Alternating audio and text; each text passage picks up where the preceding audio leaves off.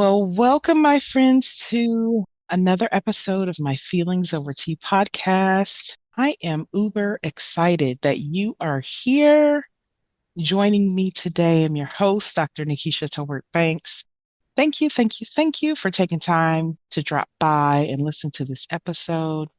I'm excited. I'm always excited, but I'm very excited today because I have a lovely guest joining me.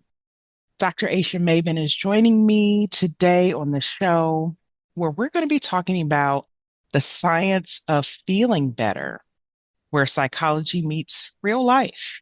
We developed this program together, and the science of feeling better talks about breaking down the research about the brain, science, and lived experience behind what it truly means to feel better, not only emotionally, but also mentally and physically.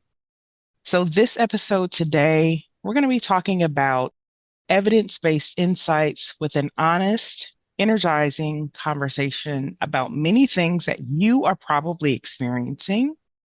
Hopefully, not too much stress. We'll also be talking about healing, resilience, relationships, trauma, joy, and everyday habits that shape our well being. You are in for a treat. So excited for you to be here. And I'm also excited to have Dr. Aysha Mabin joining me. She holds a PhD in human development and family science, and she also has a background in psychology. She is a yoga teacher and a business owner. And might I add, she is quite fabulous. So you all are going to be able to hear from her today as she talks about the science of feeling better from her perspective of what we have developed together. She's also going to just introduce her work, and hopefully you leave this conversation feeling a little bit better. So whether you're navigating burnout, building healthier routines, or simply curious about why humans feel the way that they do, this episode is going to give you tools, insight, and hope to move forward. Because feeling better isn't just magic, my friends. It's science and it's possible for you. So, you know the routine, my friends. Let's dive into another powerful episode of my Feelings Over Tea podcast right here and right now.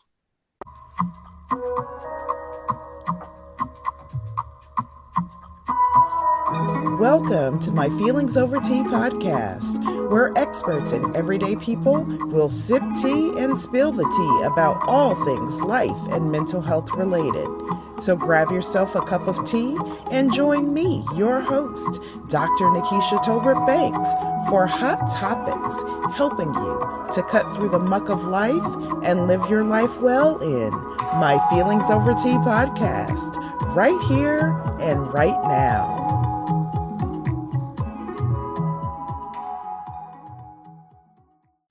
All right, my friends. So, welcome back to the show. I want to give a warm, hearty welcome to Dr. Aysha Mabin. So, Dr. Aysha, thank you for joining me on today's show. Hi, yeah, thank you for having me on your show. Lovely introduction, by the way, so I really appreciate you. Yeah, absolutely. So, like I said, we, Dr. Aysha and I, have spent some time to create the science of feeling better. And we recently hosted a workshop where we talked about these different concepts of feeling better, the brain, what it looks like when someone is stressed, and what it looks like when someone is doing really well, and how people function, and what happens when people burn out. And so, as we consider the science of feeling better, and we're going to kind of weave our workshop into today's conversation, Dr. Aysha, what does science actually tell us about why some people feel better faster than others? What are your thoughts on that? So when I'm thinking of science, my thoughts go like to neuroscience because that's what a lot of our event was going to be about. And so I think it has a lot to do with like recovery from stress and what our brain and our bodies hold on to over time.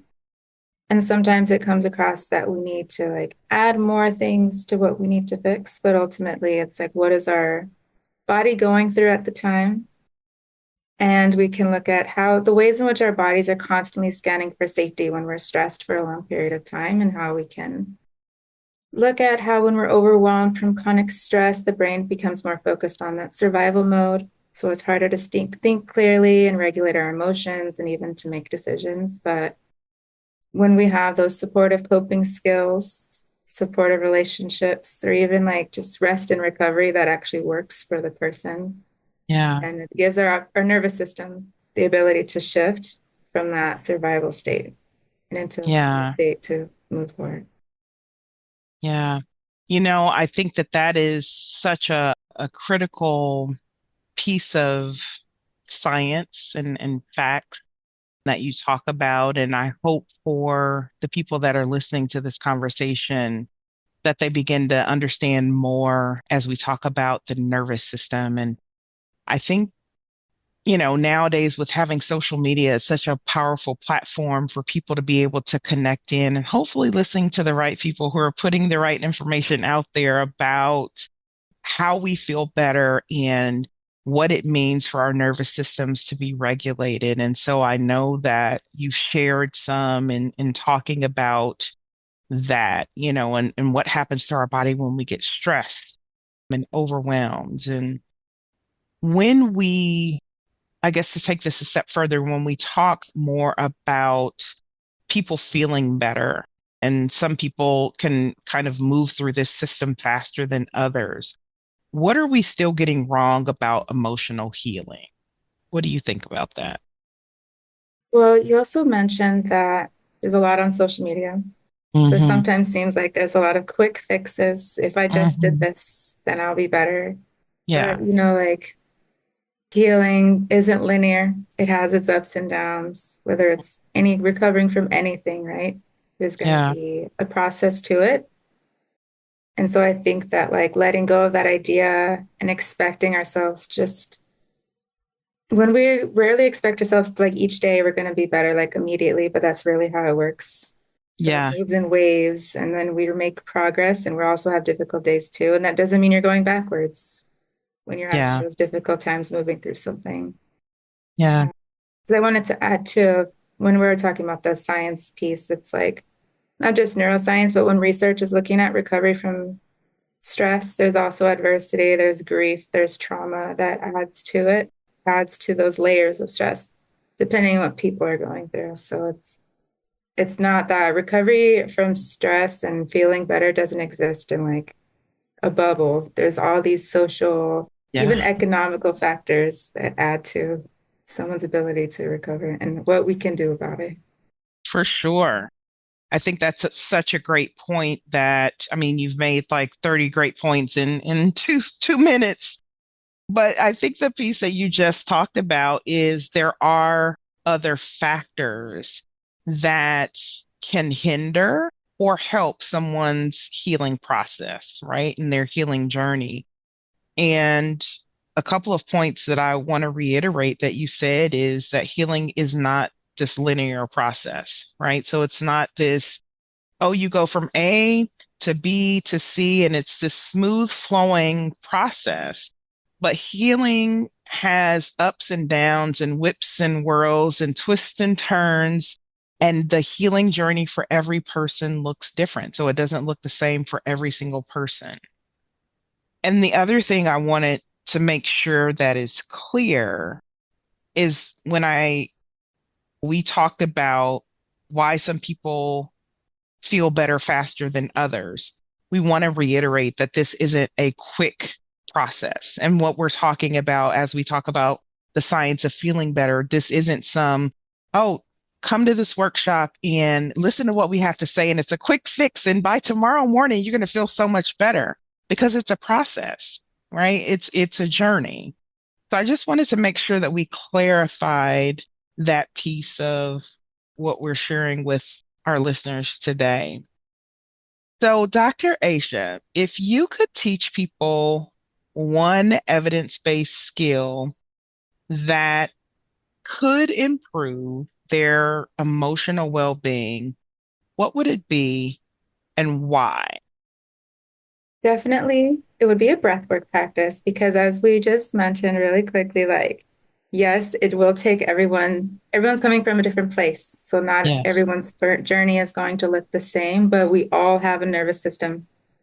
And there is a similar practice that we could all do to regulate that nervous system, even if it's just a temporary and then it adds and it builds and it grows into a longer term state. So, this skill, I'm calling it a physiological sigh. So it is just taking two inhales through the nose. So so we would start with one inhale and a long exhale out. So as long as your exhale is longer than your inhale, however long that is for you. So you could start with a count of four, for example, inhale for a count of four and exhale for a count of six. You do that two times, you could do it one time. And even just doing that one time, even if it's just before like answering an email or a difficult phone call or getting and starting before starting your car, Yeah. it can like Yeah. slow down and regulate the nervous system, even if it's just for a couple seconds. But if you could repeat it a couple times, then there's more benefits. Well, here is the fun thing about this podcast is we can actually do that. So why don't you take a moment to just walk our listeners through that exercise? Yeah, Yeah, definitely. for Okay. sure. So as you're listening, I invite everyone to take a moment. If you're driving, don't close your eyes, but take a moment to sit where you're at or stand. And then just take a deep breath in, two, three, four, and exhale, two, three, four, five, six. So that was one breath. That was one break that anyone and everyone can do at any time. Yeah. And that is just to let y'all know on this side of things, I actually did it and I noticed my energy just in that amount of time. Like my shoulders feel a little bit lighter. And so that breath and the breath work that Dr. Asia is talking about is so helpful, especially when we're considering where we are in the course of a day. Like she said, if you're getting in the car to transition to that next thing and you just take that breath before you start, or at the end of your day, or in the middle of the day, these things are so critical. And these are things that don't take a long amount of time to do that you can incorporate into your day.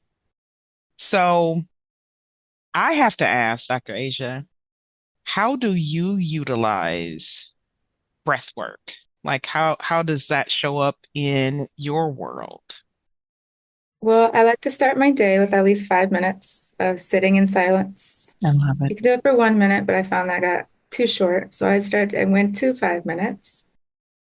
Especially you can do way longer when you start scrolling, you realize you're there for 30 minutes on the internet. It's like, okay, wait, 5 minutes, Facts. I can sit here and breathe. So that's for sure something that I do. But also just throughout the day, it's just more of a noticing how I'm breathing. Even if I don't take those deep breaths, it's Mm-hmm. noticing if my breath is shallow throughout the day, and then I will just take a deep breath. Right. Yeah. And that I like to promote like it's just really just one deep breath. That Sure. you could do Yeah. because we are really breathing all the time. Yeah. And I wanted to share too, like my intro into mindfulness and yoga started with breath work and just noticing like actually I'm not breathing as deep as I could throughout the day. Mm-hmm. My breath is shallow as I'm moving from task to task, meeting to classes and family work, anything that's happening, right? Yeah. No, actually, I should breathe more because it's something Mm-hmm. we're doing all the time. For But sure. are we really doing it? Yes. Or are we doing it properly where There we our go. body Yeah. is getting the benefit from it, right? Yeah. It's Yeah. so funny because when I am working with people in different capacities, I'll ask the question, how are you breathing? And they're like looking at me like, if I'm not breathing, what am I doing? And I said, so let's take a deep breath. And when I explain about those deep breaths and like you said, the holding and then the exhaling, they're just like, well, that's completely different than what I've been doing. And I'm like, yeah, so there's a difference in, like you said, how people are actually breathing. So with this breathwork practice that Dr. Asia has shared with you all, hopefully you'll be able to, and again, we put the medical parameters around it. If you have some type of health condition, make sure you check in with your physician before entering into different breathwork practices and yoga and things like that. But these are just helpful things that we have researched, and there's evidence-based information behind the science of feeling better that we are starting to share with people to help them feel better. So, Dr. Asia, as we consider what we know and many experiences as it pertains to stress, to burnout, even these deep conversations we're having in a lot of our communities about trauma, what does science say about navigating this pathway? And then what does recovery look like in the brain and body? I guess research often shows stress isn't always the problem because it is a natural and normal part of life. Like when we have challenges, it becomes sometimes it can be a motivating thing that helps us to keep going. But the challenge comes when stress becomes chronic and we don't have enough opportunities to take space away from the stress to recover. And that's where we see like the burnout, the emotional exhaustion, and even like physical health symptoms that could come up as a result of chronically being in a state of survival mode. And so when recovery happens in the brain and the body, you notice, or people can notice improvements in like sleep, Mm. concentration, emotion regulation, mood, energy, maybe even feeling, even if it's not there yet, just feeling more hopeful or patient. Yeah, We take more yeah, deep breaths in the car while we're driving. We might be a little bit more patient. yes. Just Because being, road rage yeah, is a real thing, right? something I had to learn and teach myself out of as well. Yes, As calm as I yes, might appear right now, road rage is a very real thing. it is. And we're not making light Yeah, of it. We are saying yeah, that it is a real thing. And so we're addressing it as we, have this conversation about stress and yeah. burnout. Yeah. So I want us to just journey a little bit through our creation of the science of feeling better. And it was important for us to bring this research to light, to blend what we're saying, psychology and social work and mental health and healing and all of these different pieces we blend it together with the science of feeling better. As you think about the work that you do, so the work that you do with yoga and breath work and the background that you have with psychology and now the science of feeling better, what's one surprising truth about feeling better that you wish everyone understood? I think it's not about becoming a new person, but more about reconnecting with who you already are.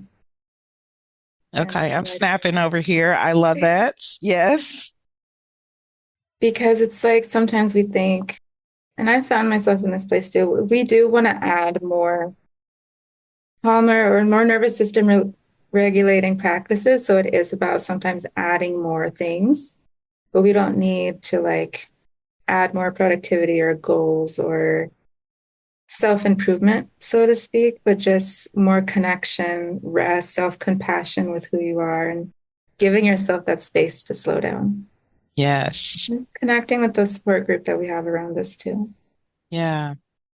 I love the self-compassion word, and I talk often to people about being more compassionate towards themselves and why that's important and why it's healing and what that looks like. And self-compassion, again, that's something that looks different for every person, but it may just be you giving yourself the opportunity to take a nap during the course of a day or to take that day off to spend at the beach or with friends or going to a movie or just sitting at home enjoying a cup of tea and sitting in silence, right? Or having some soft music playing in the background.